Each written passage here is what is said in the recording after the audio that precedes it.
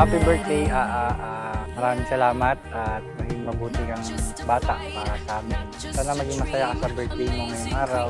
Patuloy mo lang ang iyong pagiging sweet at caring sa amin sa happy birthday.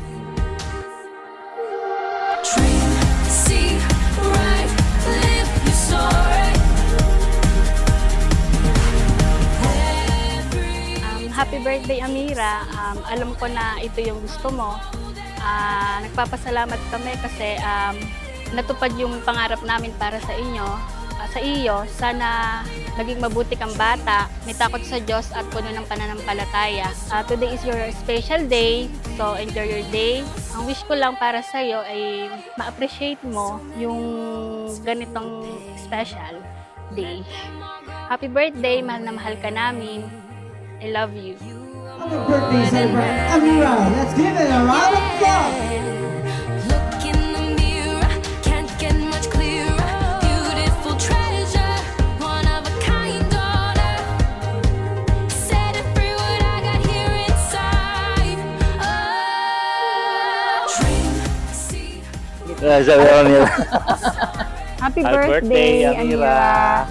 Ang aming wish ay sana ay mas lalo pang bumuti ang iyong pag-aaral at nais namin na maging mabait ka hanggang sa paglaki mo.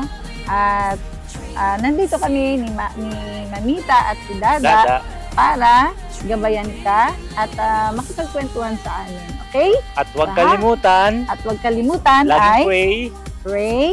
Lord. Yes. At happy birthday again! You got what the world needs, and it's time you see that there's only one. Happy birthday. Ang wish ko po sa iyo ay maging mabuti ka po at mag-aral ka po ng mabuti. Happy birthday. Happy birthday. Sana mabait ka sa inyong pamilya. Happy birthday! Happy birthday!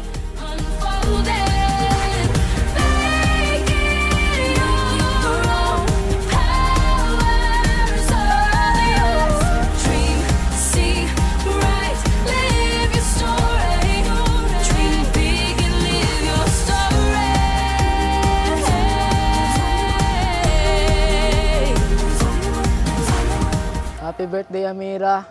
And ang wish ko lang ay pagbutihin mo ang iyong pag-aaral. Nandito kami ng iyong kapatid. Suporta sa'yo. Yun lang. Happy birthday, sana mabait ka na sa amin. Dapat sumunod ko sa mama at daddy. Yun lang. I love you. Happy birthday, Amira. In a tapestry of moving light. Wonder, never know what it could hold. All the sapphire emerald gold. The story's waiting to be told.